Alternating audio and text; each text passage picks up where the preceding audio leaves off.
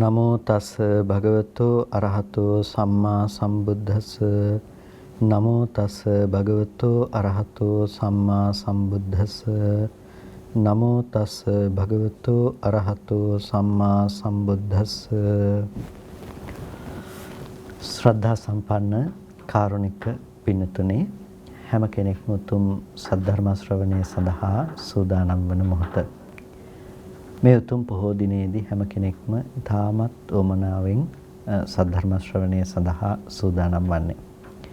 මාතිකා වැඩසටහන ඔස්සේ අභිධර්ම පිටකයේහි ධම්මසංගණි ප්‍රකරණයේහි විග්‍රහ වන ඒ මාතිකා තමයි හඳුනා ගන්නට යෙදෙන්නේ. එහිදී මාත්‍රකා ධර්මයන් පිළිබඳව අපි හඳුනා ගන්නකොට තික මාතිකා කියන්නේ මොනවද, දුක මාතිකා කියන්නේ මොනවද, ගොච්චක කියන්නේ මොනවද, මේ ආදී කරුණු අපි මුල් දේශනාවල කතා කරලා තියෙනවා. ඒ නිසා ඒ කරුණු පිළිබඳ මූලික දැනුමක් ඔබ සතුව පවතිනවා. අවසාන වශයෙන් අපි කතා බහට ලක් කළේ කිලේශ ගොච්චකය. කියන්නේ කෙලෙස් ධර්ම පිළිබඳව ඒ තිබෙන සංග්‍රහය තමයි අපි හඳුනා ගන්නට යෙදෙන්නේ. එතකොට කතමේ ධම්මා කෙලේසා, කවර ධර්මයෝ කෙලෙස්ද කියලා අහුවාම දස කෙලෙස් වස්තුවනේ කෙලෙස් වස්තු 10ක් තියෙනවා කියලා. ඒ කෙලෙස් වස්තු 10 තමයි අපි හඳුනා ගන්නට යෙදෙන්නේ.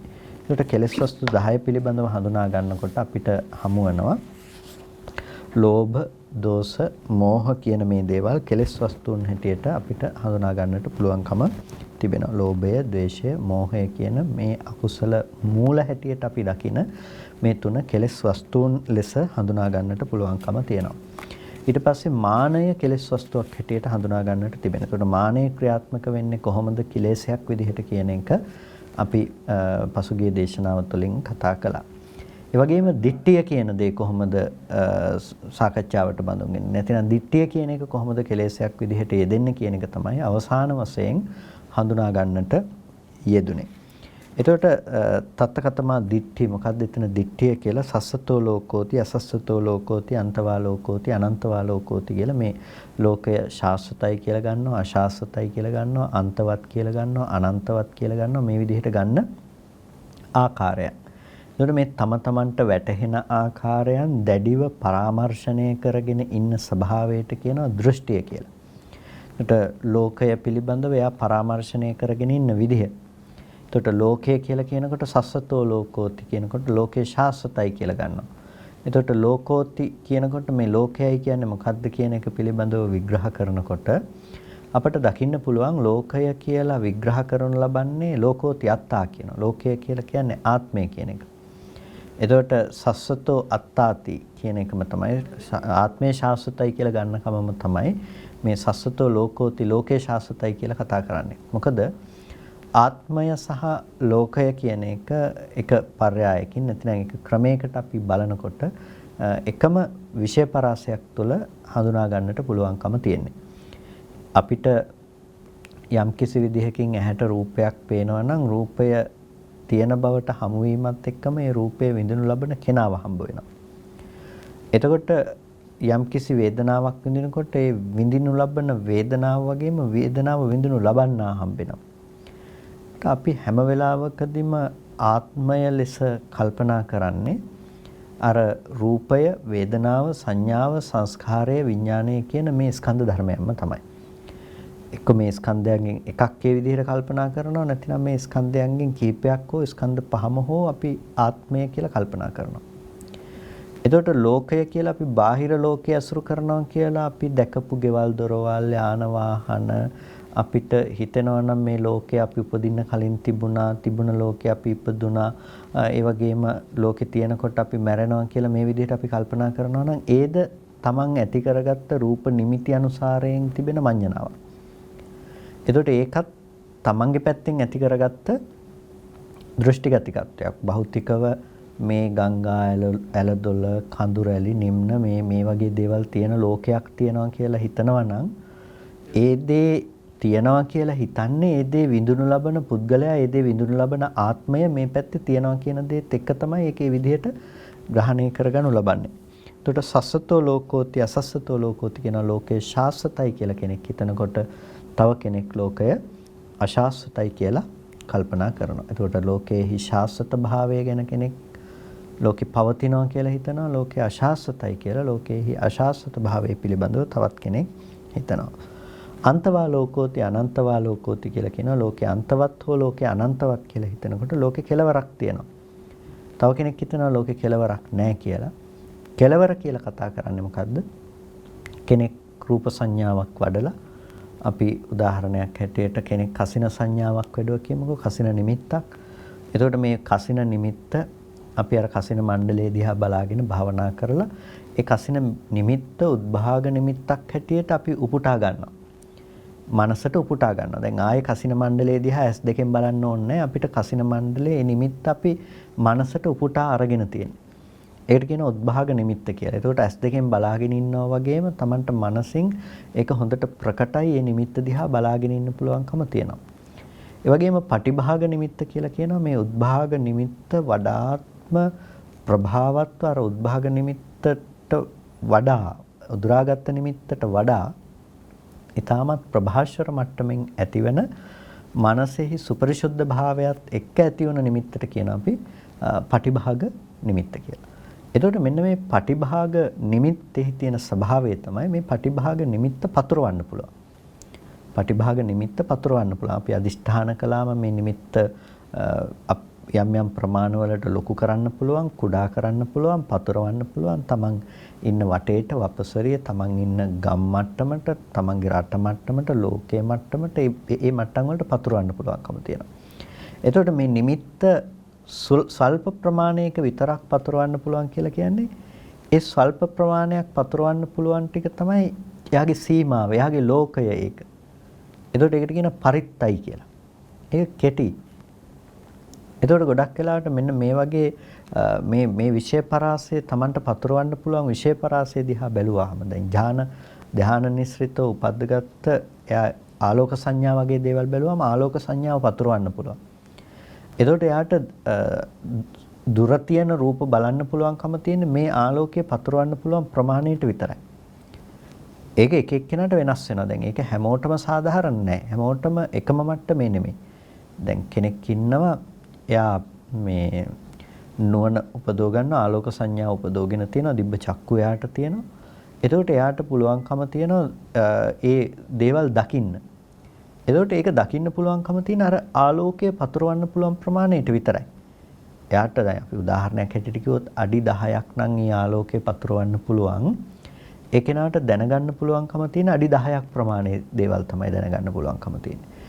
ඒක එයා උපදවගත්ත කියලා එයාට ඕන තරම් ප්‍රමාණය දකින්න බෑ. ඒක පතුරවන ප්‍රමාණය අනුව. එතකොට එයාගේ සමස්ත ලෝකයේ බවට පත් වෙන්නේ එපමණකට තමයි එයාගේ ලෝකයේ සීමා වෙන්නේ. එතකොට අන්න අන්තවත් ඒකේ කෙලවරක් එයාට පේනවා. ඒක විශාල වෙන්න පුළුවන්, ස්වල්ප වෙන්න පුළුවන්.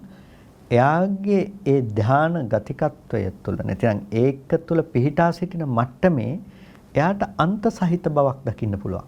ඒකේ කෙලවරක් තියෙනවා. ඒ වගේම කෙනෙකුට පුළුවන් මේක හිත යම් තාක් පවත්නවද ඒ තාක් මේක පතුරවගෙන යන්න පුළුවන්කම තියෙනවා. හිත යම් තාක් තියෙනවා නම් ඒ තියෙන තාක් පතුරවගෙන යන්න පුළුවන්කම තියෙනවා. අන්න එහෙම සිත පතුරවගෙන යනකොට ඒකට කියනවා අනන්තවත් කියලා.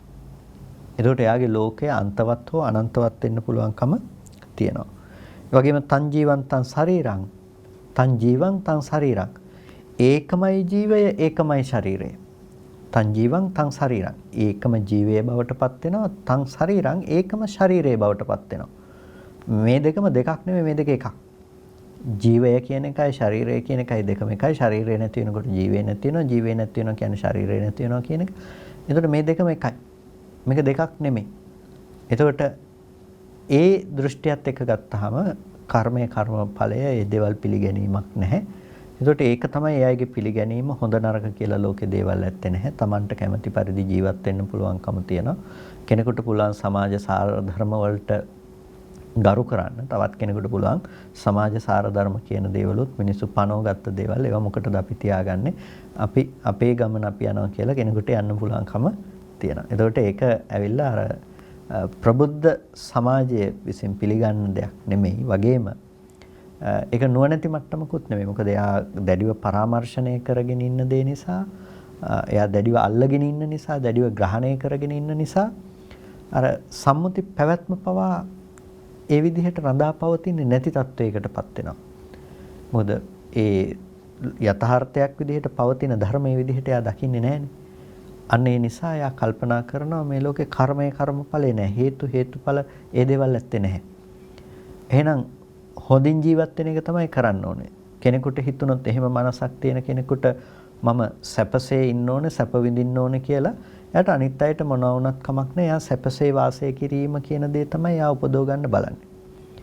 මොකද ඒකෙන් සිද්ධ වෙන අකුසලයේ දකින්න තරම් එයාට නුවණකුත් නැහැ. ඒ වගේම කුසලයේ කරන්නේ කොහොමද කියන එක පිළිබඳව නුවණකුත් නැහැ. මෝඩකමේ ප්‍රමාණය අනුව ඒ කෙනා ඒකට පතිත වෙන බව, ඒ දෘෂ්ටියේ තුල වාසය කරන බව අපිට සමාජය පිරික්සා බලනකොට තේරුම් ගන්න පුළුවන්කම තියෙනවා. එතකොට මේ විදිහට ඒක දෘෂ්ටිගතිකත්වයක්. ඒක තන් ජීවන් තන් ශරීරං කියනකොට ඒක දෘෂ්ටියක්. අඤ්ඤං ජීවං අඤ්ඤං ශරීරං. ශරීරය කියන්නේ එකක්, ජීවය කියන්නේ තව එකක්. එතකොට ශරීරය නැති වෙන්න පුළුවන්, හැබැයි ජීවය නැති වෙන්නේ. ජීවය කියනකොට මේ තව පැත්තකින් ගත්තාම මේ කියන්නේ ආත්මය වගේම එකක් තමයි. එතකොට ආත්මය මොකද වෙන්නේ? තනින් තැනට යනවා, මෙතනින් තව තැනකට යනවා, එතනින් තවත් තැනකට යනවා. එතකොට ආත්මයේ ස්වභාවය තමයි ගමන් කරන බව. තැනකින් තවත් තැනකට යන එක තමයි ආත්මයේ තියෙන ස්වභාවය. එතකොට මෙන්න මේ විදිහට ආත්මය පිළිබඳව කල්පනා කරනවා. ඒ වගේම මේ දේවල් අපි කතා කරලා තියෙන හෝති තථාගතෝ පරම්මරණ සත්‍ය මරණින් මත්තේ ඉන්නවා, කෙනෙක් කියනවා නොහෝති තථාගතෝ පරම්මරණ සත්‍ය මරණින් මත්තේ නැහැ කියලා. හෝතිච නච හෝතිච කියලා තව කෙනෙක් කියනවා. ඒ වගේම නේව හෝති නොහෝති කියලා තව කෙනෙක් කියනවා. මේ විදිහට සත්වයාගේ පැවැත්ම පිළිබඳව ඇතම් කෙනෙක් තර්ක කරනවා. ඒක දැන් මේ වගේ ගත්තාම මේ වගේ දික්ටි තියනවා නම්, මේ වගේ දික්ටි ගත, දික්ටි ගහන, දික්ටි විසූක තියනවා නම් මේවා තමයි මේ දිට්ඨිය කියන කෙලෙසය කියලා කියන්නේ. එතකොට මේකෙදි කියනවා මේ යම් වැරදි මාර්ගයක් තියෙනවා නම්, මිච්ඡාපතයක් තියෙනවා නම්, වැරදි බවක් තියෙනවා නම්, තීර්ථකර තත්වයන් තියෙනවා නම්, ඒ වගේම විපර්යාස ග්‍රහණයක් තියෙනවා නම්, අයං උච්චති දිට්ඨි සබ්බාපි මිච්ඡා දිට්ඨි. මේක තමයි දිට්ඨිය, සියලුම මිච්ඡා දිට්ඨිය දිට්ඨි කියලා කියනවා. වරදවාගත්ත දැකීම මිච්ඡා දිට්ඨිය කියලා කියනවා. එතකොට මේ මිච්ඡා දිට්ඨිය දිට්ඨියක්. එතකොට ඒක දිට්ඨි කෙලෙසයක්. සම්මා දිට්ඨියක් දිට්ඨි, මිච්ඡා දිට්ඨියක් දිට්ඨි තමයි. හැබැයි මෙතනදී තත්තකතමා දිට්ඨි කියලා දිට්ඨි කියලා බවෙන් හඳුන්වන්නේ දිට්ඨිය කියන කෙලෙසේ. දිට්ඨිය කියන කෙලෙසේ. එතකොට ඒක අර දැඩිව ග්‍රහණය කරගෙන ඉන්න දිට්ඨිය කියන කෙලෙසේ තමයි දිට්ඨි කියලා කියන්නේ. එතකොට මේ කෙනකෙනා තමාට වැටහෙන අයුරින් ඒක අල්ලගෙන ඉන්නවා. ඉදමේව සත්‍යම් මෝගමඤ්ඤම්, මේකම තමයි හරි, අනිත් ඒවා වැරදි කියලා තමන්ට වැටහෙන ආකාරය පිළිබඳව දැඩිව ග්‍රහණය කරගෙන පසු වෙනවා. ඒක ඒ තියෙන ධර්මයේ ස්වභාවය අනුව මිච්ඡාද සම්මාද කියලා තීරණය කරන්න පුළුවන්කම තියෙනවා. එතකොට යම් ආකාරයකට කෙනෙක් වැරදි දේවල් මත නම් ජීවත් වෙන්නේ, වැරදි සංකල්ප මත නම්, වැරදි ප්‍රස්තුත මත නම්, අන්න ඒකට කියනවා මිච්ඡා දිට්ඨිය වැළඳගෙන ඉන්න කෙනෙක් කියලා. එතකොට දැන් කෙනෙකුට හිතෙන්න පුළුවන් එහෙනම් දැන් මිච්ඡා දිට්ඨිය වැළඳගත්ත කෙනාට සාපේක්ෂව ගත්තාම අපි සම්මා දිට්ඨිය කියන එකත් එයා පනවගත්ත දෙයක් නේ. එහෙනම් ඒකත් මිච්ඡා දිට්ඨිය වෙන්න ඕනේ කියලා. මම හිතනවා මේ කාරණාව පැහැදිලි ඇති කියලා. ඒ කියන්නේ කෙනෙක් මිච්ඡා දිට්ඨියක් වැළඳගත්ත කෙනෙකුට සාපේක්ෂව අනිත් කෙනා සම්මා දිට්ඨිය කියලා එයා කියන්නේ නැහැ නේ. එයාත් වැරදි කියලානේ කියන්නේ. මිච්ඡා දිට්ඨිය ඉන්න කෙනා කියනවා අර සම්මා දිට්ඨිය ඉන්න කෙනාත් වැරදි කියලා. මෙයාට සාපේක්ෂව එයාත් ඉන්නේ මිච්ඡා දිට්ඨියක, එයා සම්මා දිට්ඨිය කියලා එයා කියන්න පුළුවන්කම තියෙනවා.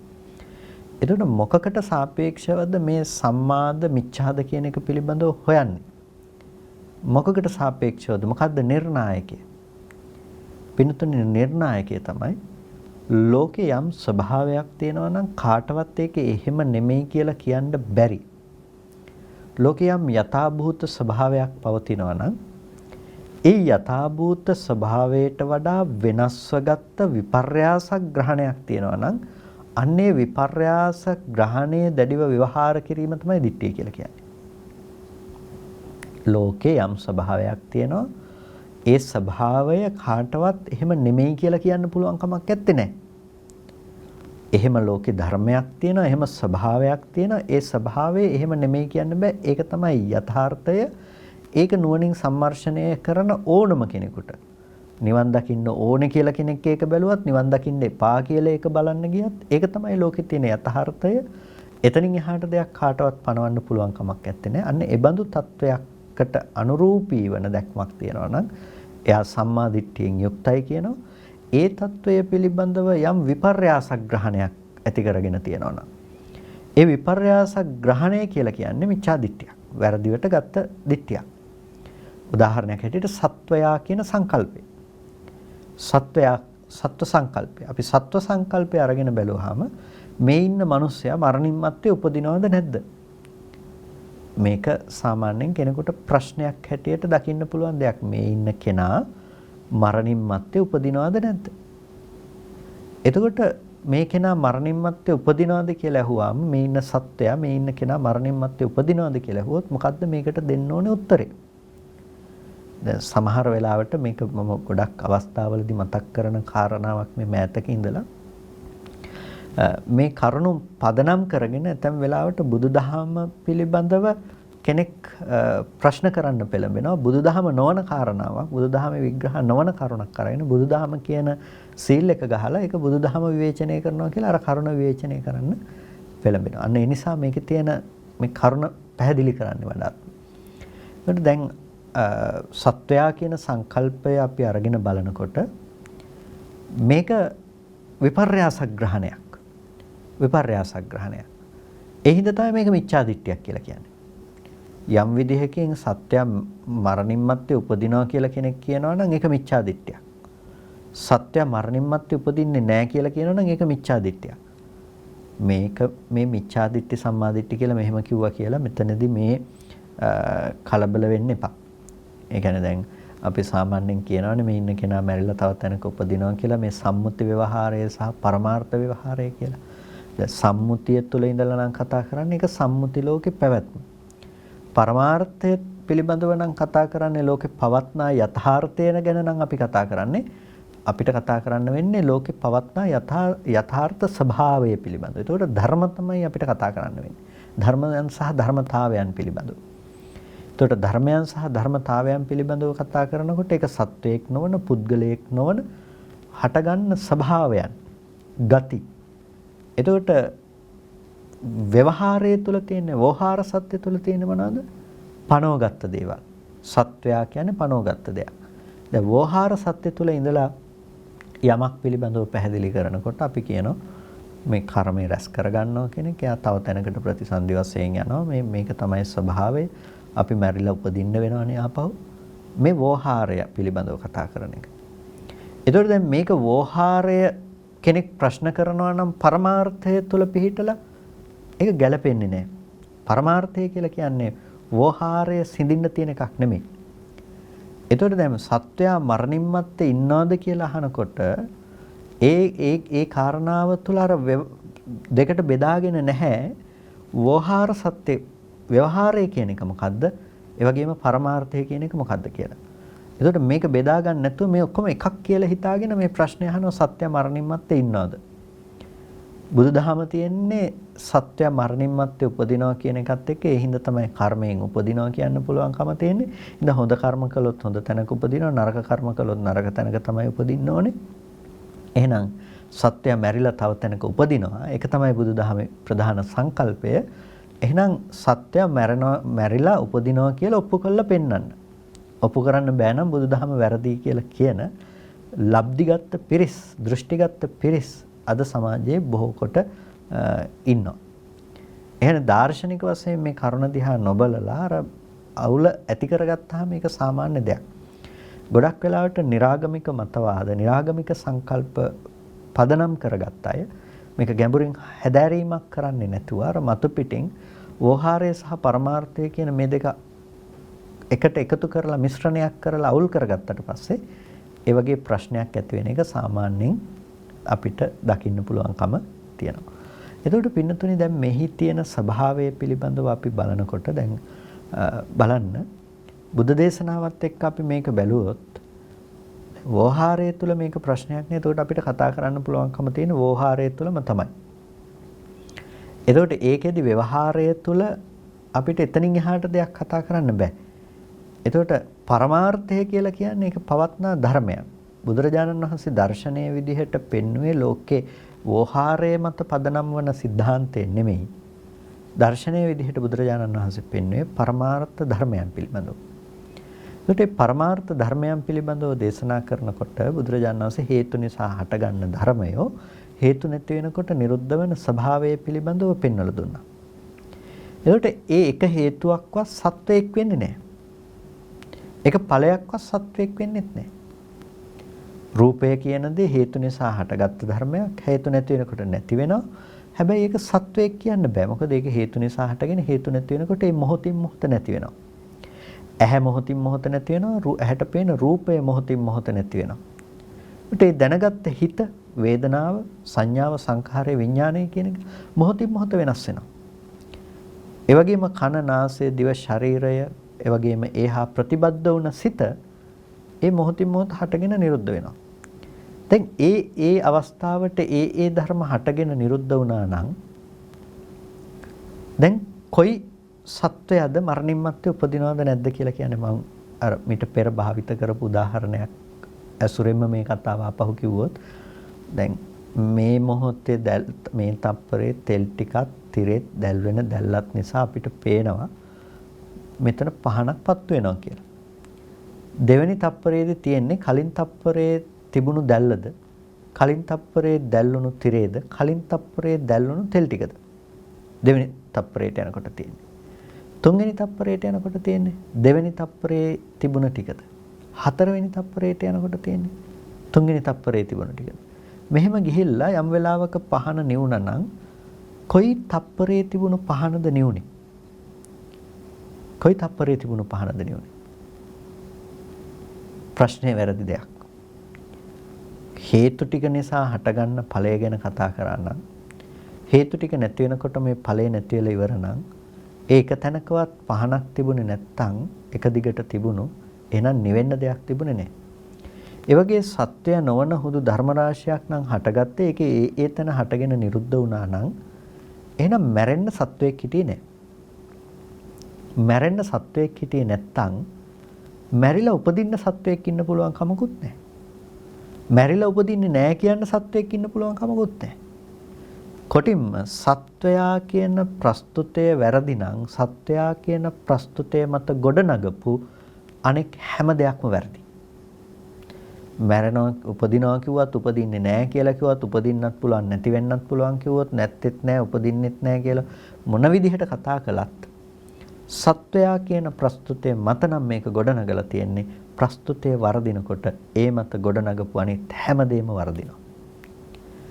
එතකොට දැන් අර දෘෂ්ටිය කියලා කියන්නේ අර වැරදි දේ මත ගොඩනගාගත්ත දේවල් හරි කියලා හිතාගෙන ඉන්නවා. කෙනෙක් හෝති තථාගතෝ පරම්මරණ සත්‍ය මරණින් මත්තේ උපදිනවම තමයි කියලා හිතාගෙන ඉන්නවා. එතකොට අර සත්‍ය උපදින විදිහ අනුව එයා හැම වෙලාවකදීම අර දෘෂ්ටි වශයෙන් ඒක පරාමර්ශණය කරගෙන ග්‍රහණය කරගෙන ඉන්නවා.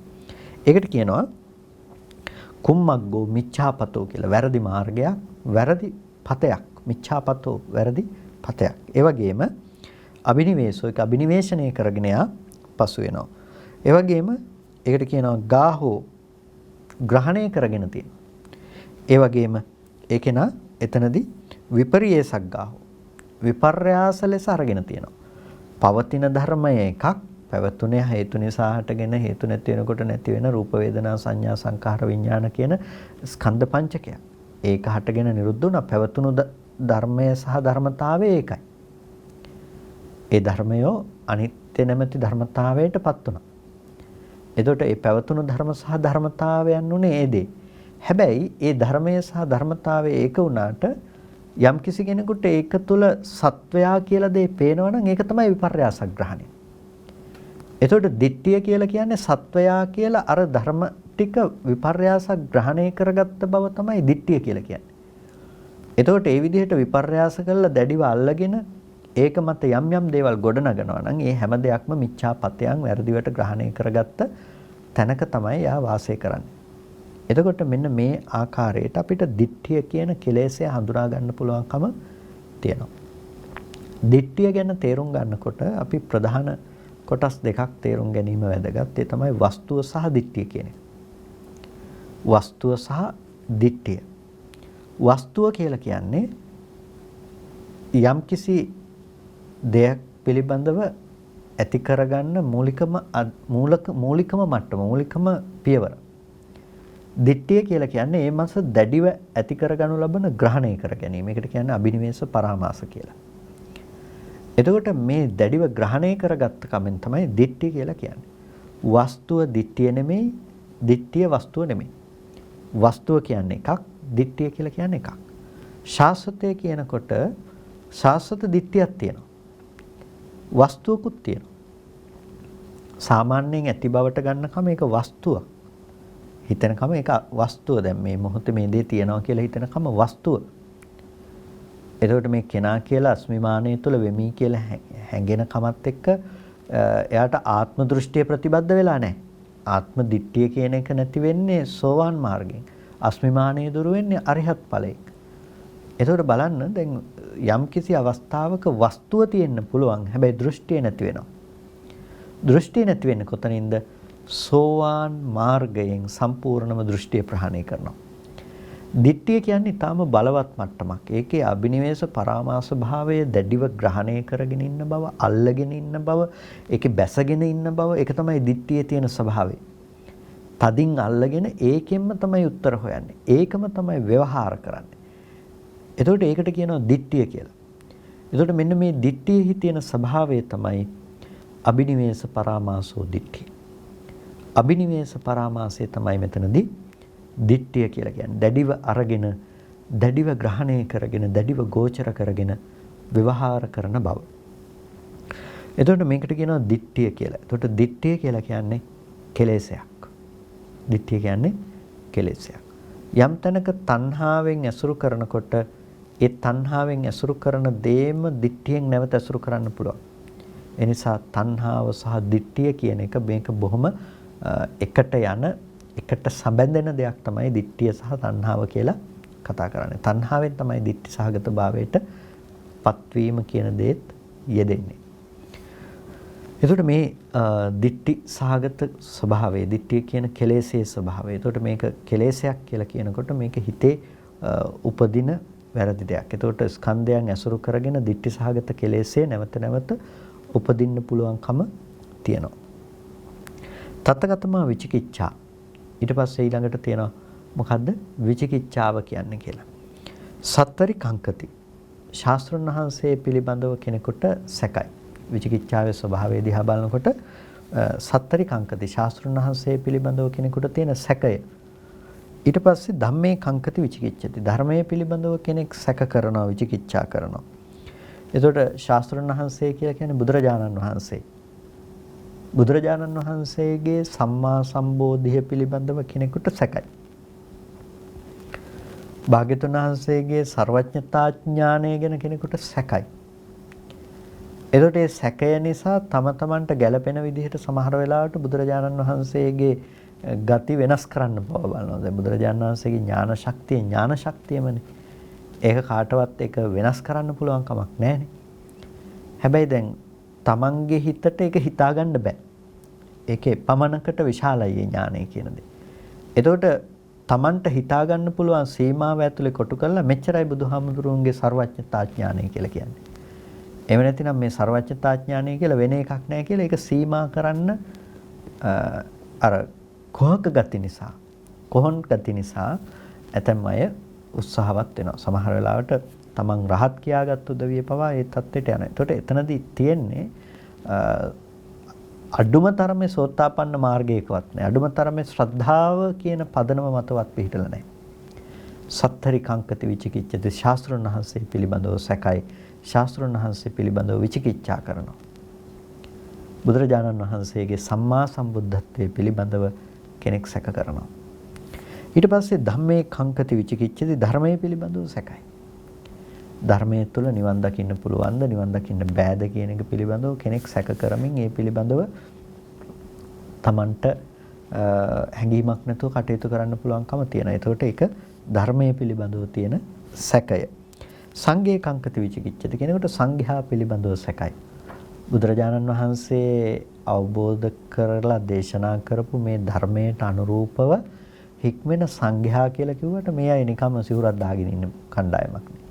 මේ අයත් කනව බොනවා ඔහේ ඉන්නවා පේනවා මිනිසුන්ට පේන ටිකනේ මිනිස්සු කතා කරන්නේ. එතකොට මේ අයගේ තියෙන විශේෂත්වය මොකද්ද? මේ නිකන් ඉන්න පිරිසක් නේද කියලා ඒ ගැන හිතනවා. ඒ ගැන කල්පනා කරනවා. එතකොට කියනවා සංඝේ කංකති විචිකිච්ඡති. සංඝයා පිළිබඳව කංකා කරනවා විචිකිච්ඡාවටපත් වෙනවා. සංඝයා පිළිබඳව සැක කරනවා සංඝයා පිළිබඳව විචිකිච්ඡාවටපත් වෙනවා. එතකොට මේ අපි සාමාන්‍යක තුනුරුවන් පිළිබඳව තියෙන සැකය විචිකිච්ඡාවට අයිති වෙනවා. මේක කෙලෙසයක්. සිතේ තියෙන කෙලෙසයක් විදිහට ඇසුරු වෙනවා. මේක සියුම්ම යෙදෙනවා සමහර වෙලාවට. බුදුරජාණන් වහන්සේ පිළිබඳව නොඑක් විදිහට සැක පහල කරන බව ධර්මයේ තිබුණට ඒක කොහොම වෙනවද නැද්ද දන්නේ නැහැ. කවුද දන්නේ ඔය කිව්වට ඔක වෙයිද නැද්ද කියලා. කවුද දන්නේ උපදීද නැද්ද කියලා. කවුද දන්නේ ඔක කුසාර සිද්ධ වෙනවද නැද්ද කියලා. විචිකිච්ඡාව. සැකය සමහර වෙලාවට අර කර්මය වෙනස් කරගන්න බලන්නේ Tamanට ඕන විදිහට. සමහර වෙලාවට කර්මය ඇතැම්මයි වෙනස් කරගන්න බලනවා Tamanට ඕන විදිහට. ඒ කියන්නේ කර්මය වෙනස් වෙනව නෙමෙයි කර්මය පිළිබඳව අර්ථ දක්වන්න හදනවා Tamanට ඕන විදිහට. එහෙම කළා කියලා කොහෙද පිනක් සිද්ධ වෙන්නේ කියලා අර පිනක් සිද්ධ වෙන දේ Tamanට වැටහෙනවා පිනක් වෙන්නේ නැහැ කියලා. ඒක Tamanගේ අවිද්‍යාව. හැබැයි අර දේ වසා දමනවා. ඒ කියන්නේ ධර්මයේ පිළිබඳව තියෙන අනෝබෝධය නිසා. ධර්මයේ පිළිබඳව හරියට තේරුම් ගන්න නැතිකම. එතකොට එතන තියෙනවා විචිකිච්ඡාවක්. ඒ බඳු දේ කුසල් කියලා කියපු එක ගැන විචිකිච්ඡාවක් තියෙනවා. සැකයක් තියෙනවා. එතකොට මේ සික්ඛාය කංකති විචිකිච්ඡති ශික්ෂාව පිළිබඳව සැකයි. ශික්ෂාව කියනකොට දැන් තමන්ගේ ප්‍රතිපත්තිය පිළිබඳව තමන් අනුගමනය කරන යම් සීල සමාදානයන් තියෙනවා නම් ගිහියෙක් පන්සිල් දසසිල් අටසිල් සාමණේරයෙක් සාමණේර දසසීලය උපසම්පන්න වික්ෂුන් වහන්සේ නමක් උපසම්පදා සීලය මේ ආදී ලෙස තමන් හික්මීම ලබන යම් සීලයක් තියෙනවා නම් ඒ සීලය තුළ පිහිටා තමන් තවදුරටත් ශික්ෂණය ලබන යම් සමාධියක් තියෙනවා නම් ඒ වගේම යම් ප්‍රඥාවෙහි දියුණු කිරීමක් තියෙනවා නම් මෙන්න මේකට කියනවා සික්ඛාය කංකති විචිකිච්ඡති කියලා. ශික්ෂාව පිළිබඳව සැකයි. ඔහොම සිල් රැක්ක කියලා නිවන් දකින්න පුළුවන් වෙයිද බැරි වෙයිද කියලා කවුද දන්නේ? ඔහොම භාවනා කළා කියලා ඔකෙන් නිවන හම්බෙයිද? ওই විදිහට දුක නැති කරන්න පුළුවන් වෙයිද නැද්ද කියලා කොහොමද දන්නේ? කියලා කෙනකෙනාගේ හිත තුළ තියෙන යම් සැකයක් අවිනිශ්චිත භාවයක්. අනේ සැකය අවිනිශ්චිත භාවය කියන එක කෙලෙසයක්. මොකද තමන් කරන දේ තමයි යන දේ පිළිබඳවවත් හරියට විනිශ්චය කරගැනීමේ හැකියාවක් නැතිකම තමයි එතනදී ඒ කියන්නේ සික්ඛාය කංකති විචිකිච්ඡති. ඒ වගේම පුබ්බන්තේ කංකති විචිකිච්ඡති. පූර්වාන්තය පිළිබඳව කංකා කරනවා විචිකිච්ඡාවටපත් වෙනවා. පූර්වාන්තය කියලා කියන්නේ පෙර අන්තය කියන එක. ඒ කියන්නේ අතීත ස්කන්ධයන් පිළිබඳව යාට සැකයි. සාමාන්‍ය විදිහට කතා කළොත් පෙර ඉපදිලා පෙර කර්ම කෙලෙස් රැස් කරගෙන ප්‍රතිසන්දි වශයෙන් එනවා කියන එක ගැන පිළිගන්න ලෑස්ති නැහැ. මේක මේ නිකම්ම ඉපදුණු දෙයක්, නිකම්ම හටගත්ත දෙයක් කියලා සමහරු කතා කරන්නේ. අරක ගැන කිව්වට ඕක වෙන්න පුළුවන් කමක් නැතුව ඇති ඒක එහෙම නෙවෙයි කියලා කල්පනා කරනවා. මොකක් නිසාද? පූර්වාන්තය පිළිබඳව තියෙන සැකය. සමහර කෙනෙකුට අපරාන්තය පිළිබඳව සැකයි. ඒ කිව්වට යනවා උපදිනවා කියලා කිව්වට ඒක වෙන්න පුළුවන් කමක් නැත්තේ. නෑ මෙතනින් මැරලා යනකොට ඔක්කොම ඉවරයි. කවුද දන්නේ උපදීද නැද්ද කියලා. අනාගත ස්කන්ධ ධර්මයන් පිළිබඳව සැකයක් තියෙනවා කෙනෙකුට අපරාන්තේ කංකති. එතකොට කෙනෙකුට පූර්වාන්තය ගැන සැකයි කෙනෙකුට අපරාන්තය පිළිබඳව සැකයි තවත් කෙනෙකුට පුබ්බන්ත අපරාන්තේ කංකති පූර්වාන්තය සහ අපරාන්තය පිළිබඳව සැකයි. පූර්වාන්තය සහ අපරාන්තය පිළිබඳව සැකයි. ඒ කියන්නේ මේ දෙක පිළිබඳවම කෙනෙකුට සැකයක් තියෙනවා. තවත් කෙනෙකුට මේ දෙක පිළිබඳවම සැකයක් තියෙනකොට ඒ කෙනාට සම්පූර්ණම සැකයේ මේ වර්තමානයේ පිළිබඳවත් පිහිටනවා. මේ මම කවුද? මම ජීවත් වෙනවා කියලා කිව්වට මේ මොකද්ද වෙන්නේ? මෙතනදී සිද්ධ වෙන්නේ දැන් අර නූතන විවිධ තාක්ෂණික කරුණු සහ මේ දේවල් පදනම් කරගෙන මෙතන සිද්ධ වෙන ඇත්ත තේරුම් ගත්තේ නැති වුනහම සමහර අය විවිධාකාර දේවල් ප්‍රකාශ කරනවා. දැන් අලුතෙන් සමහරලාට කෙනෙක් කියනවා එයාගේ දැක්ම යා දර්ශනයක් විදිහට ප්‍රකාශ කරනවා මෙහෙම සත්වයෝ කියලා මේ පණ තියෙන ජීවීන් කියලා එහෙම කොටසක් නෑ මේ ගස් ගල් වැවෙනවා වගේ මේකත් මේ එක්තරා තවත් කොටහසක් විතරයි. ජීවය කියන එක එහෙම පිළිගන්න පුළුවන් කමක් තියෙන දෙයක් නෙමෙයි. ඒකට ඒක එක්තරා තවත් එක කොටහසක් විතරයි. ඒ වගේ බොහොම ගැඹුරු දාර්ශනික කරුණු කාරණා පදනම් කරගෙන එහෙම කතා කරන කොටහස ඉන්නවා. ඒකට එහෙම දෘෂ්ටි බිහි වෙන්නේ මොකක් නිසාද? මේ පුබ්බන්තේ කංකති අපරන්තේ කංකති පුබ්බන්ත අපරන්තේ කංකති කියන මේ සැකයත් එක්ක තමයි බඳු දෘෂ්ටි බිහි වෙලා තියෙන්නේ. ඒකට සැකය තියෙනවා. සැකය නැති කර ගැනීම සඳහා යා ගැළපෙන Tamanට රුචි දැක්මක් වෙනම හදා ගන්නවා. එතකොට ඉදප්පච්චේතා පටිච්ච සමුප්පන්නේසු ධම්මේසු කංකති. ඉදප්පච්චේතා පටිච්ච සමුප්පන්න ධර්මයන් පිළිබඳව සැක කරනවා. ඉදප්පච්චේතාවය කියලා කිව්වේ අස්මින් සති ඉදං හෝති. මේ ධර්මයේ ඇති කල්ලි මේ උපදිනවා. ඉමස් උපාදා ඉදං උපජ්ජති. මේ ධර්මයේ ඉපදුනොත් මේ ධර්මයේ උපදිනවා. අවිද්‍යාව ඉපදුනොත් සංස්කාරය කියන දේ උපදිනවා. ඒ වගේම අවිද්‍යාව නිරුද්ධ වුණොත් සංස්කාරය නිරුද්ධ වෙනවා. අවිද්‍යාව නැත්තම් සංස්කාරය එතන වෙන්නේ නැහැ. මේ නුවණ තමයි ඉදප්පච්චේතා පටිච්චසමුප්පාදය කියලා කියන්නේ. එකින් එකට මේ පැවැත්ම හටගත්තේ කොහොමද, මේ පැවැත්ම කියන දේ නැති වෙන්නේ කොහොමද කියන එක පිළිබඳව සමස්තයක් එක් කරුණ පිළිබඳව තිබෙන ගැඹුරු අවබෝධයක් තමයි ඉදප්පච්චේතා පටිච්චසමුප්පාදය කියලා කියන්නේ. කෙනෙකුට පූර්වාන්තයේ පිළිබඳව සැකයි නම් අපරාන්තයේ පිළිබඳව සැකයි නම් පූර්වාන්ත අපරාන්ත මේ දෙක ගැනම සැකයි නම් එයාට සැකය තියෙන තැන තමයි ඉදප්පච්චේතා පටිච්චසමුප්පාදය කියලා කියන්නේ. එයාට ඍජුවම සැකය තියෙනවා මොකක් පිළිබඳවද? ඉදප්පච්චේතා පටිච්චසමුප්පාදය පිළිබඳව. එයාට ඒකාන්තයෙන් ඉදප්පච්චේතා පටිච්චසමුප්පාදය පිළිබඳව සැකයි. එතකොට මෙන්න මේ විදිහට යම්කිසි ආකාරයකින් යා ඒව රූපා කංකායන මෙබඳු සැකයක් සැක කරන බවක් තියෙනවා නම් සැක කළ බවක් තිබෙනවා නම් විමතියක් තියෙනවා නම් විචිකිච්ඡාවක් තියෙනවා නම් ඒ වගේම දෙකට බෙදුණු බවක් තියෙනවා නම් දෙදහපතු හරියට විනිශ්චයට බැස ගන්න බැරි දෙයක් තියෙනවා නම් දෙදහපත කියන එකෙන් මේක හරියට තේරුම් ගන්න පුළුවන් මොකද්ද මේ කියන්නේ කියලා. පාරවල් දෙකක් තියෙනවා දෙදහපතු හරියට මේකෙන් කෝකද හරි මේකද කියලා හිතනවා වගේ මේක සැකයක් තියෙනවා. මේක වෙන්නත් පුළුවන් නොවෙන්නත් පුළුවන්. මේක වෙන්නත් පුළුවන් මේක නොවෙන්නත් පුළුවන් කියලා සැකයක් තියෙනවා. එතකොට මේ විදිහට සංසයෝ යම් සැකයක් තියෙනවා නම් ඒකාන්ත ලෙස ග්‍රහණය කිරීමක් නැති ස්වභාවයක් තියෙනවා නම් මේකට කියනවා විචිකිච්ඡාව කියලා. එතකොට විචිකිච්ඡාව කියලා කියන්නේ මොකද්ද? විචිකිච්ඡාව කියලා කියන්නේ කෙලෙසයක්. විචිකිච්ඡාව කියලා කියන්නේ කෙලෙස දස කෙලෙස් වස්තුන්ගෙන් එකක් තමයි විචිකිච්ඡාව කියලා කියන්නේ. දැන් අපි පළමු මීට පෙර මාතිකා වැඩසටහනේදී තේරුම් ගත්ත දැන් කෙලෙස් ධර්ම ගොඩක් තියෙන්න පුළුවන්.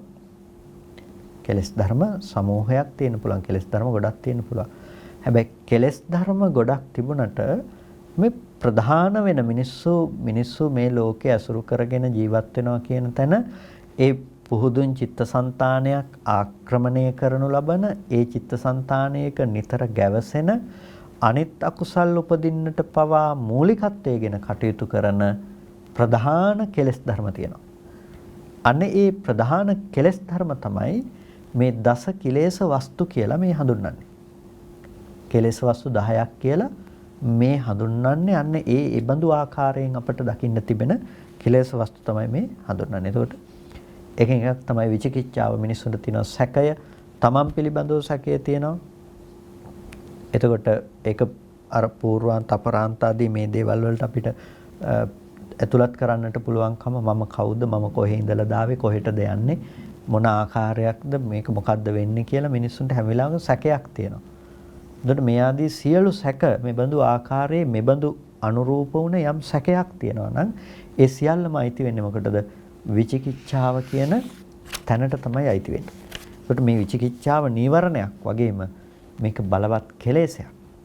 සිත ඇසුරු කරන සිතේ නිතර පවතින බොහොම බලවත්ව ගිය කෙලෙසයක් තමයි විචිකිච්ඡාව කියලා කියන්නේ. ඒ වගේම තත්තකතමන් තීන. එතන තීනේ කියලා කියන්නේ මොකද්ද? යා චිත්තස්ස අකල්ලතා අකම්මඤ්ඤතා ඕලීයන සල්ලීයන ලීනං ලීයන ලීතත්තං තීනං තීයනා තීතත්තං චිත්තස්ස. එතකොට තීනය කියලා කියනවා එතකොට මොකද්ද? යා චිත්තස්ස අකල්ලතා. සිතේ යම් අකල්ලේ බවක් තියෙනවා නම් අකල්ලිතාවයක්. එතකොට සිතේ ඒ කියන්නේ දැන් යම් කිසි විදිහකින් නිවැරදිව පවත්නා බවක් ඇත්තේ නැහැ. අකම්මඤ්ඤතා. කර්මන්නේ බවක් ඇත්තේ නැහැ. ක්‍රියාශීලී මට්ටමක් ඇත්තේ නැහැ. පසුබැසීමක් තමයි හිතේ හැම වෙලාවකදීම තියෙන්නේ. ඒ වගේම ඒ මොනවට එල්බී ගත්ත බවක්. ඒ වගේම යම්කිසි ආකාරයකින් හැකිලුණු ස්වභාවයක් තියෙනවා. හිතේ තියෙන හැකිලුණු ගතියක්. ඒතකොට තීනේ කියන එකද කියන්නේ මේ සිතේ හැකිලුණු ගතියක්. ඒ කියන්නේ දැන් අපිට යම්කිසි දෙයකදී කරන්න බෑ කියලා උත්හාන වීරිය පිණිස අපේ සිත නැමෙන්නේ නැති මට්ටමක් තියෙනවා. දැන් ධර්මයක් අහන්න කිව්වම ධර්මය අහන එකත් එක්ක හිතේ තියෙන හරිය නොසැසඳීමක්. දැන් ඔබ මහන්සි වෙලා ගෙදරට ආපු වෙලාවක ඔබට බණක් අහන්න වුණොත් එහෙම ඒ බණ අහන එක පිළිබඳව තියෙන සිතේ නොසැසඳීමක්. ඒකත් එක්ක හරි අපහසුතාවයක් දැනෙනවා. හිත හැකිලිලා ගිහිල්ලා වගේ දැනෙනවා. මේක අවශෝෂණය කරගන්නේ නැහැ වගේ ගතියක් තියෙනවා. හැබැයි ඒ වෙලාවට සින්දුවක් ඇහුවොත් එතකොට සින්දුවක් අහනකොට ඒක ගැන අභිරුචියක් ඇති වෙනවා. නැතිනම් වෙන චිත්‍රපටයක් බැලුවොත්, ටෙලිනාට්‍යයක් බැලුවොත් ඒක ගැන අභිරුචියක් ඇති වෙනවා. ඒක ගැන කැමැත්තක් ඇති වෙනවා. කියන්නේ අන්න ඒක බලන්න කෙලෙසේ තියෙන ස්වභාවය. එතකොට දැන් මෙතනදී තීන භාවය කියලා කියන්නේ සිතේ තියෙන මැලි ගතිය. මොකකටද මේ මැලි ගතිය යෙදෙන්නේ? මැලි ගතිය කියන එක අර ධර්මයේ ආර්ය ධර්මයේහි හැසිරීම සඳහා තිබෙන මැලි ගතිය. ඒක තමයි තීනේ කියලා කියන්නේ. ආර්ය ධර්මයේහි හැසිරීම සඳහා තමන්ගේ හිත කුසල මාර්ගයක යොමු කිරීම සඳහා තිබෙන මැලි ගතිය. මේක ප්‍රහාණය කළ යුතු දෙයක්. හැබැයි සිත ආක්‍රමණය කරනු ලබන දෙයක්. මේක ප්‍රහාණය කළ යුතු දෙයක්. නමුත් සිත ආක්‍රමණය කරනු ලබන දෙයක්. තීනේ කියලා කියන්නේ අපි තියාගන්න හොඳ දෙයක් නෙමෙයි. සිත හැකිලිලා ගිහිල්ලා කියලා කියන්නේ එයාට මොන විදිහකටවත් ආයේ මග වඩන්න බෑ කියන එකනේ. එයාට දිනු කරගෙන යන්න බෑ හිත හැකිලිලා නම්. ඒකට හිත කර්මන්නේ වුණොත් විතරයි දෙයක් කරගෙන යන්න පුළුවන්කම තියෙන්නේ.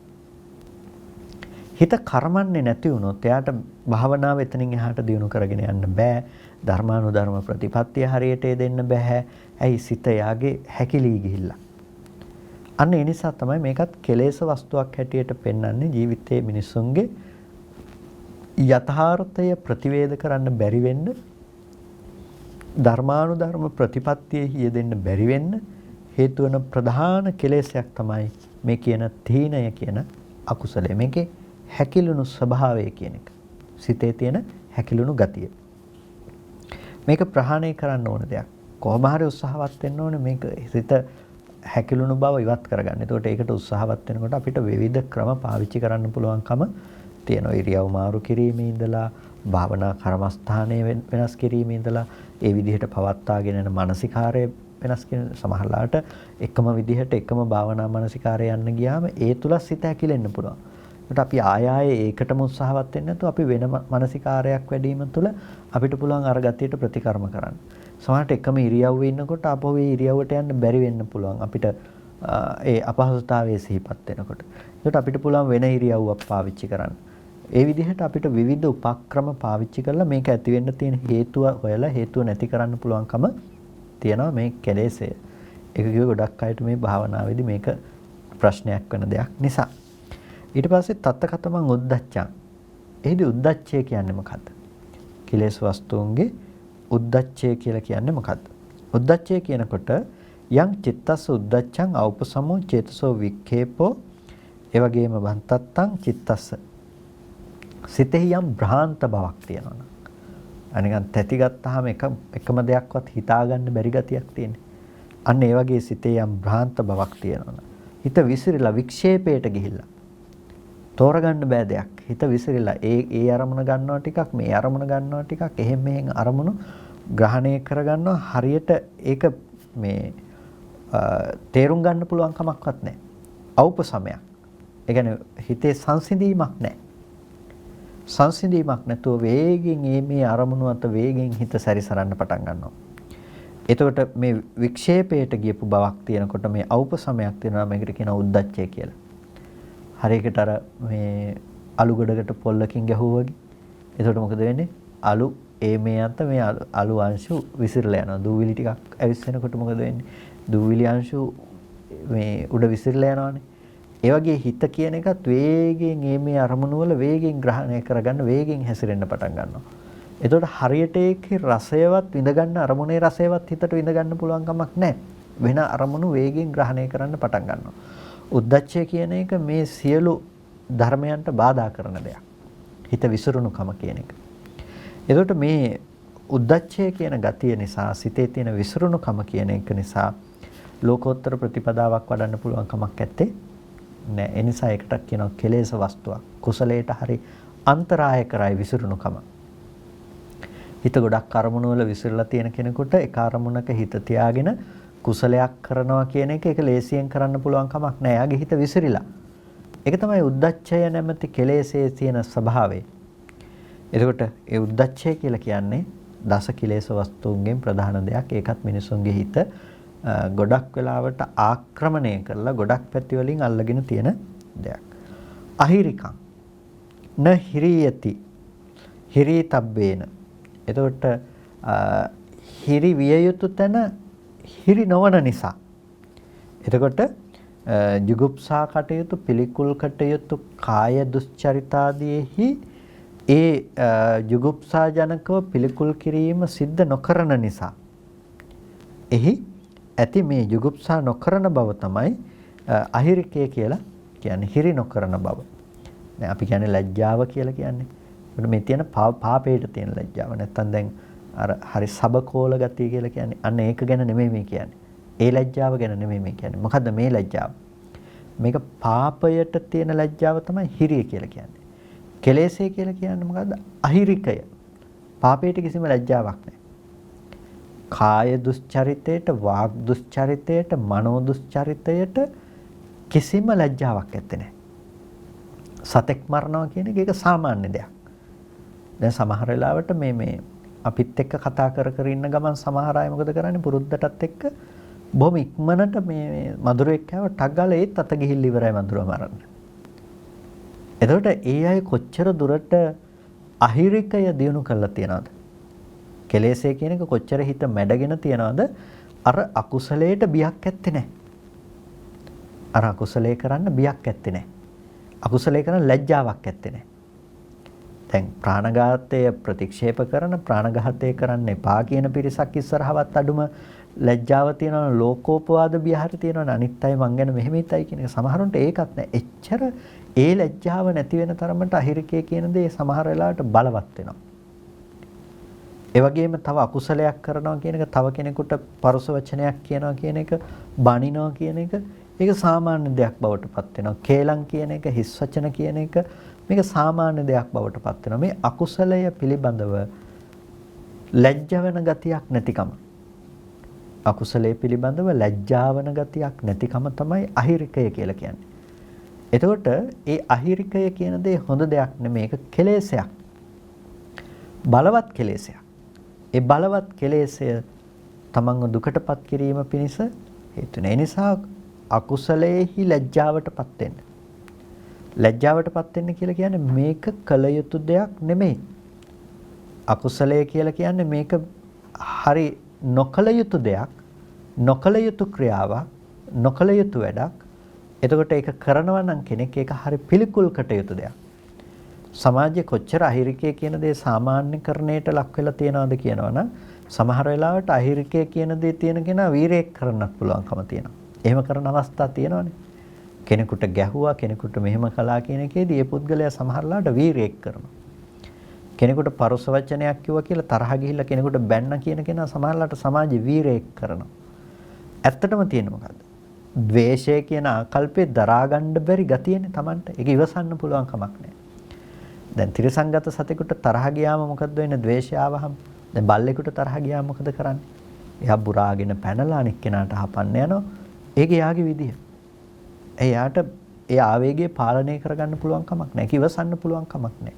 ඒ නොයිවසීම කියන එක ඇත්තටම ලැජ්ජාවට කරුණක් වේ යුතු දෙයක්. අහිරිකය කියන දේ තියෙන මේ ගතිය නිසා හිරි බව නැති වෙනකොට සමාජයේ ඒ දේ සමහර වෙලාවට වීරත්වයක් බවට පත් වෙන්න පුළුවන් කමක් තියෙනවා. හැබැයි අහිරිකය කියලා කියන්නේ කවදාවත් වීරත්වයට නොනැගිය යුතු දෙයක්. ඒක පාප ධර්මයක්. ඒ කියන්නේ එයා හරි දුර්වලෙක්. එයාට තව කෙනෙකුගේ වචනයක් ඉවසන්න බෑ. තව කෙනෙකුගේ දෙයක් ඉවසන්න බෑ. එයා දුර්වලෙක්. එතකොට අහිරිකය කියලා කියන්නේ ඒ පාපී ධර්මයක්, කෙලෙසයක් හැටියට හඳුනා ගන්නට ඕනේ. එතකොට හිරිය ගැන කතා කරනකොට, අහිරිකය ගැන කතා කරනකොට අපිට ඔත්තප්ප අනොත්තප්ප තමයි ඊළඟට එන්නේ. ඔත්තප්පය කියලා කියනකොට අපි කියනවා පවට තියෙන බිය කියලා. මට හරි බයයි කියන ඒ බීතිකාව නෙමෙයි මේ කියන්නේ. පාපයේහි තියෙන ආදීනවේ දකින්නකම නිසා පාපය කරන්න හිතන්නේ නැහැ. ඒකට කියනවා ඔත්තප්ප කියන ගතිය. බය කියන එක නෙමෙයි. ඔත්තප්පය. එතකොට මේ අනොත්තප්ප කියලා කියන්නේ පාපයට තියෙන බිය විය යුතු කාය දුස්චරිතාදියට බිය වෙන්නේ නැහැ. කයෙන් වැරදි කරනවා, වචනයෙන් වැරදි කරනවා, මනසින් වැරදි කරනවා කියන මේකට බිය නැහැ. යම් කාය දුස්චරිතයක් තියෙනවා නම් ඒ කාය දුස්චරිතය තමන්ගේ ජීවිතය තුළ සිද්ධ කරනවා. කිසිම බියක් සැකක් නැතුව ඒ කාය දුස්චරිතය තමන්ගේ ජීවිතය තුළ සිද්ධ කරන එක ඒක බොහොම භයානක තත්ත්වයක්. ඒක අනොත්තප්ප. බිය විය යුතු තැන බිය වෙන්නේ. කාය දුස්චරිතය කියන්නේ බිය විය යුතු දෙයක්. අපි සතෙක් මරනවා කියලා කියන්නේ පින්නතුනේ ඒක විපාකේ අනුන් කරා යන දෙයක් නෙමෙයි. ඒ හේතු ටික අපි හදන්නේ ඒ සතා මැරීම සඳහා අපිට සිත් අනන්ත අප්‍රමාණ ප්‍රමාණයක් වැය වෙනවා කියලා කියන්නේ ඒකට කර්මානුරූපව විපාක දෙන්න පටන් ගත්තාම කොච්චරනම් කාලයක් අපිට මැරුම් කැම්ස් ලබන්න සිද්ධ වෙයිද? තව කෙනෙකුගේ මරණය තමයි අපි කැමති වෙන්නේ. තව කෙනෙකුගේ මරණය කැමති වෙනවා කියන එකේදී තව කෙනෙක් සහ මම කියන මේ සංකල්ප දෙක මදකට පසකින් තැබුවොත් අපි මරණය කියන දේ තමයි කැමති වෙලා තියෙන්නේ. ඒ කැමැත්තට විපාකය ඒ කැමති වුණ සිත් ගණනට ලැබෙන්න වුණොත් එහෙම අනන්ත අප්‍රමාණ ප්‍රමාණයක් අපිට ඉපදෙන්න මැරුම් කන්න සිද්ධ වෙනවා නිපදුනාට පස්සේ. සමහර වෙලාවට අපි සත්තු මැරෙනකොට පව් කියලා කියනවා. ඒගොල්ලොත් ඒ කර්මගත ජීවිතය තුළ එබඳු අකුසල කර්ම කරපු නිසා තමයි ඒ දේ භුක්ති විඳින්නේ. සමහර වෙලාවට කෙනෙක් කර්මය ගෙවනකොට තව කෙනෙක් කර්මයක් රැස් කරගන්නවා. ඒකට ප්‍රාණඝාතය කියලා කියන්නේ එබඳු බියකරු දෙයක්. ඒකෙන් ලැබෙන ප්‍රතිවිපාකය අනිෂ්ටමයි. කෙනෙකුට බනිනවා කියන එක ගැන හිතන්නකෝ. කෙනෙක් ඔබේ ජීවිතය තුළ නිතර තියෙන්න පුළුවන්කම තියෙන දෙයක් නේ. ඒකට මේ බැනීම තුළ තව කෙනෙක් පීඩාවට පත් කිරීම තුළ සිද්ධ වෙන්නේ මොකද්ද? ඒක තමන් කරා පැමිණෙන දෙයක් බවට පත් වෙනවා. තමන්ට සමාජයෙන් පීඩාවට පත් වෙන්න සිද්ධ වෙනවා. ඒ නිසා පොඩි වුණත් වරදේ, පොඩි වුණත් පාපයේහි අකුසලයේහි බය දකින්නට ඕනේ. ඒකට තමයි ඔත්තප්පය කියලා කියන්නේ. ඒකට බය නොදකින්නකම කෙලෙසයක්. ඒකට මේ අහිරික බව සහ අනොත්තප්පී භාවය මිනිස්සුන්ගේ සිත් සතන් තුළ ප්‍රතජන චිත්තසංතානෙ නිරන්තරයෙන් වැඩ කරනවා. ඒ හින්දා තමයි මිනිස්සු ඇලෙන්නේ, ගොඩක් වෙලාවට ගැටෙන්නේ, මේ අකුසල කර්ම රැස් කරන්නේ මේ කියන අහිරික සහ අනොත්තප්ප කියන මේ ගති දෙක නිසා. එතකොට මෙන්න මේ 10ට කියනවා මේ කොටස් 10ට අපි කතා කරපු කිලේශ වස්තු 10 කියලා. දස කිලේශ වස්තු. පුද්ගල චිත්තසංතානයක නිරන්තරයෙන්ම ඇසුරු වන කෙලෙස් ධර්ම. අපිට මේවා බෙදන්න ගියොත් අකුසල් හැටියට ගොඩාක් මේකත් අකුසල් මේකත් අකුසල් කියලා කතා කරන්න පුළුවන්. හැබැයි අකුසල් සියල්ලම මුල් කරගෙන ඒ අකුසල් සියල්ලටම මුල හැටියට අපිට මේ කෙලෙස් වස්තු ටික හඳුනා දෙන්න පුළුවන්කම තියෙනවා. එතකොට මෙන්න මේ තමයි කෙලෙස් ධර්ම කියලා කියන්නේ. මේ වලට කියනවා කෙලෙස් ධර්මයෝ. යම් තැනක කෙලෙස් ධර්මයක් තියෙනවා නම් යම් තැනක කෙලෙස් ධර්මයක් උපදිනවා නම් ඒ කෙලෙස් ධර්මය නිසා උපදින්නෙම අකුසලයක්. කවදාවත් ඒකෙන් කුසලයක් උපදින්නේ නැහැ. එතකොට මේ මූලික වශයෙන්ම මේ කෙලෙස් ධර්ම ටික පිළිබඳව මට අවශ්‍ය වුණා මේ දස කිලේශ වස්තු පිළිබඳව බොහොම සරලව පැහැදිලි කරන්නට. අපි ඉදිරි දේශනාවේදී මේ කිලේශ ගොච්ඡකයට අයිති වෙන අනිත් මාතෘකා පිළිබඳව වඩාත් පැහැදිලි කරගනිමු. කල්පනා කරන්න හැම කෙනෙක්ම සද්ධර්ම ශ්‍රවණය කරලා යෝනිසෝ මනසිකාරයේ පවත්තලා වටිනා කුසලයක් සිද්ධ කරගන්නට යෙදුණා. මේ සිද්ධ කරගත්ත සියලු කුසල ධර්මයන් අනුමෝදන් කළ යුතු අයට අනුමෝදන් කරමු. පළමුවෙන් අපට අර්ථයෙන් ධර්මයෙන් අනුශාසනා කරන අපේ ධර්මාචාර්ය අවසරයි මාංකඩවල සුදස්සන ස්වාමීන් වහන්සේට, අවසරයි මාංකඩවල නන්දරතන ස්වාමීන් වහන්සේට, ස්වාමීන් වහන්සේලා දෙනමතම උතුම් නිවනින් සැනසීම පිණිස මේ කුසලය හේතුපනිශ්‍රේම වේවා කියලා සාදු කියලා පින් අනුමෝදන් කරනවා. ඒ වගේම සියලු දෙවියන්ටත් මේ පින් අනුමෝදන් කරමු. දෙවියෝ සතුටින් සාදුනාදයෙන් මේ පින් අනුමෝදන් වනු ලබත්වා. දෙවියන්ට උතුම් නිවනින් සැනසීම පිණිසම මේ කුසලය හේතුපනිශ්‍රේම වේවා කියලා සාදු කියලා දෙවියන්ටත් පින් අනුමෝදන් කරන්න. ඒ වගේම අද ධර්මදේශනාවෙහි දායකත්වයෙන් කටයුතු කරනවා ඕස්ට්‍රේලියාවේ පදිංචි සිතිලා වික්‍රමසිංහ මහත්මිය, ප්‍රියංකා, ප්‍රීතිමාලි, අනුලා, වසන්තා, මංගලා, සුසන්ත, මිනාරා, චම්පිකා, නිලන්ති, ශාමලී, මල්කි, ලීසා යන කවීන් යන මේ පින්වත් පිරිස විසින් අද දවසේදී මේ ධර්ම දේශනාවෙහි දායකත්වයෙන් කටයුතු කරනවා. සත්පුරුෂ පින්වත් කල්යාණ මිත්‍ර සමූහයක් විදිහට ඒ පින්වත් පිරිස බලාපොරොත්තු වෙනවා ඒ පවුල්වල මේ පරලෝක ගිහිල්ලා යම් කිසි ඥාතිවරයෙකුට බලාපොරොත්තු වෙමින් ඉන්නවා නම් ඒ සෑම සිරු ඥාති වර්ගයාටම පුණ්‍යානුමෝදනා කරන්නට බලාපොරොත්තු වෙනවා. කල්පනා කරගන්න ඔබ සෑම සිළු දෙනා නමින්ම මිය පරලෝක ගිහිල්ලා පින් බලාපොරොත්තු වෙන සෑම සිළු ඥාති වර්ගයාටම මේ පින තමන් කළ පිනක් මෙන් සතුටින් සාදුනාදයෙන් අනුමෝදන් වන්නට ලැබේවා. ඒ ඥාතීන්ට මේ පින් අමා මහ නිවනින් සැනසෙන්නටම හේතුපනිශ්‍රේම වේවා කියලා සාදු කියලා ඥාතීන්ටත් පින් අනුමෝදන් කරන්න. ඒ වගේම ධර්මදේශනාවෙහි දායකත්වයෙන් කටයුතු කරන ඒ ඕස්ට්‍රේලියාවේ පදිංචි සිතිලා වික්‍රමසිංහ මහත්මියටත් ඒ වගේම ප්‍රියංකා, ප්‍රීතිමාලි, අනුලා, වසන්තා, මංගලා, සුසන්ත, මිනාරා, චම්පිකා, ඒ වගේම නිලන්ති, ශාමලී, මල්කි, ලීසා සහ කවීන් යන ඒ පින්වත් සියලුම පිරිසටත් පුණ්‍ය අනුමෝදනා කරනවා. ඒ පිරිස ඇතුළු ධර්ම ශ්‍රවණය කළ ඔබ සෑම සිළු දෙනාටම මේ උතුම් කුසලය නිදුක් නිරෝගී සුවපත් බව චිරජීවන සම්පන්නිය සලසාගෙන කායික මානසික සැනසෙල්ල උදා කරගෙන අමා මහ නිවනින් සැනසීම පිණිසම හේතුපනිශ්‍රේම වේවා කියලා සාදු කියලා පින් අනුමෝදන් වන්න. හැම දිනාටම තෙරුවන් සරණයි.